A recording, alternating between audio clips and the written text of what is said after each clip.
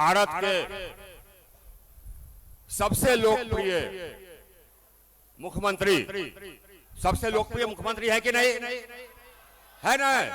भारत के सबसे लोकप्रिय मुख्यमंत्री आदरणीय योगी आदित्यनाथ जी, आरा की वीर भूमि पर आपका स्वागत है, स्वागत है, स्वागत है। बोले योगी आदित्यनाथ जिंदाबाद। मंच पर उपस्थित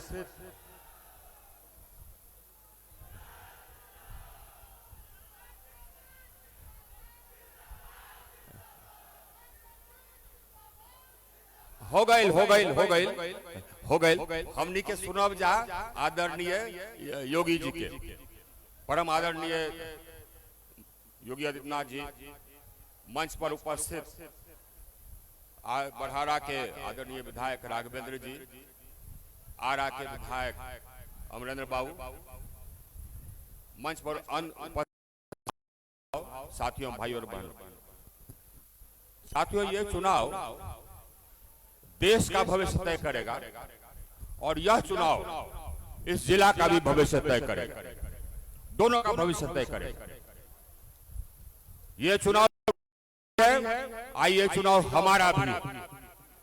तो नरेंद्र मोदी जी ने जो किया उसको बताने की जरूरत है क्या? मैं फिर भी बता देता हूं। आप लोग याद करें कि हम लोग की सरकार आने के पहले बार बार पाकिस्तान से हम लोग को लगता था कि हम लोग वापस क्यों नहीं बार करते हैं। और नरेंद्र मोदी जी की सरकार बनी तो वापस बार होना शुरू हुआ, हमला हुआ, अंदर घुस करके बार हुआ, उसका दोबारा हमला हुआ, फिर अंदर घुस करके बार हुआ, आतंकी हो गए। ये कहते हैं, इसको कहते हैं नेतृत्व। ईमानदार है और नेतृत्व की क्षमता है। धारा 370 कभी लगता नहीं था कि हटेगा। सब लोग चाहते थे कि एक देश, एक संविधान, एक झंडा। लेकिन नेहरू जी कि संविधान तो एक था, धारा 370 उसमें जोड़ दिए, जिसके अंतर्गत जम्मू कश्मीर को अधिकार दे दिए कि अपना संविधान बनावे और अपना झंडा रखे। और कभी वो लगता नहीं था कि जाएगा। लोग कहा करते थे कि अगर 370 की नदी वो 370, और हम लोग का जो सपना था, भारतीय जनता पार्टी का ये सपना था कि एक देश, एक संविधान, एक झंडा, वो यथार्थ हो गया। कभी किसी को लगता नहीं था कि साहब हम लोग बिजली का रहता था, बिजली आती नहीं थी उस जमाने में। कभी लगता नहीं था कि हाँ इसमें सुधार होगा। आदरणीय नरेंद्र मोदी जी प्रधानमंत्री बने, उन्होंने हमको ऊर्जा मंत्री बनाया और हम लोगों ने मेगावाट बिजली उत्पादन क्षमता हमने जोड़ा, 2 लाख मेगावाट। और आज जितना बिजली का जरूरत है उससे ज्यादा हम पैदा करते हैं, ये हमने किया। और हम बांग्लादेश को भी बिजली निर्यात करते हैं और नेपाल को भी निर्यात करते हैं, ये हमने किया। आज बिजली आती नहीं थी, बिजली जाती नहीं। पुराने जमाने में 2014 में गांव में औसत 12 घंटे बिजली रहती थी, आज गांव में औसत 22 घंटे बिजली रहती है। आज शहर में औसत 23.5 घंटे बिजली रहती है। ये किसने किया?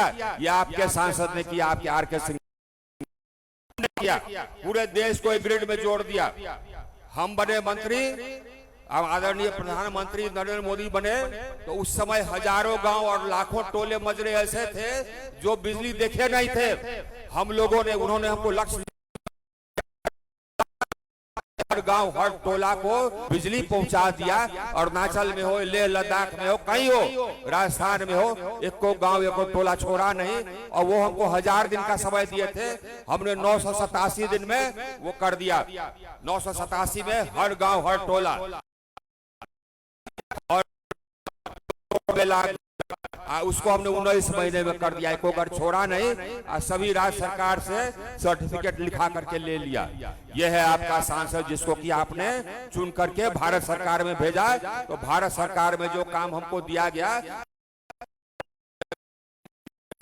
आज ये हमको ये पूरा संतोष भी है कि हर एक घर में हमने बिजली का रोशनी ला दिया। और साथ ही जिला में जितना काम हमने किया है आपके सांसद ने, उतना हमसे पहले कोई अभी आज बाद से उनका काम जोड़ दीजिए और उससे ज्यादा काम हमने कर दिया, बल्कि उससे दुगुना काम हमने कर दिया। चाहे छोटा काम हो या बड़ा काम हो, चाहे मेडिकल कॉलेज बनवाना हो बन रहा है, इंजीनियरिंग कॉलेज बनवाना हो बन गया, कोइलवर पर लोगों को रहता था मर जाते थे, अब हमने 6 लेन पुल बनवा दिया। यहाँ पर 4 लेन जितना हमारा सड़क है सब 4 लेन हो गया। आरा मोहनिया हो, आरा बक्सर हो, सिर्फ एक बचा है, अब वो है आरा सासाराम, उसका भी 4 लेन स्वीकृत हो गया,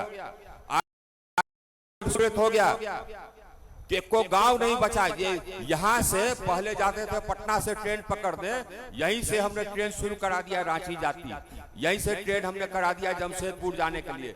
यहाँ से देश के हर कोने में आप ट्रेन पकड़ सकते हैं। अब यहाँ ट्रेन सासाराम से यहाँ ट्रेन पकड़ते हैं। आरा स्टेशन का तो विकास आपने देखा ही, उससे भी दुगुना होगा। आप कोई गांव में भी कोई गांव भी हमने नहीं छोड़ा है, बिना भेदभाव के हर गांव में हमने योजना दिया है, बिना भेदभाव के, बिना जात पात के। मैं जात पात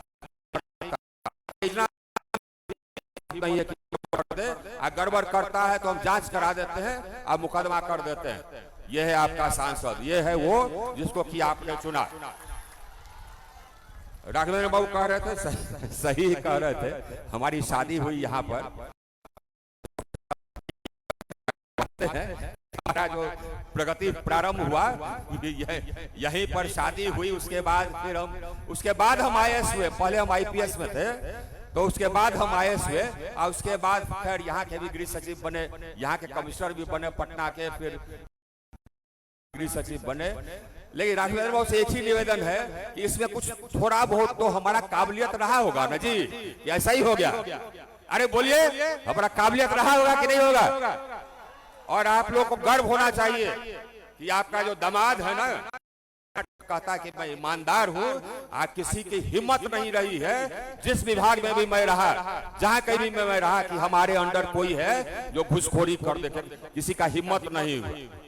आना होगा, आना हो आपका शेर। बोलिए भारत माता की, भारत माता की। बहुत बहुत धन्यवाद।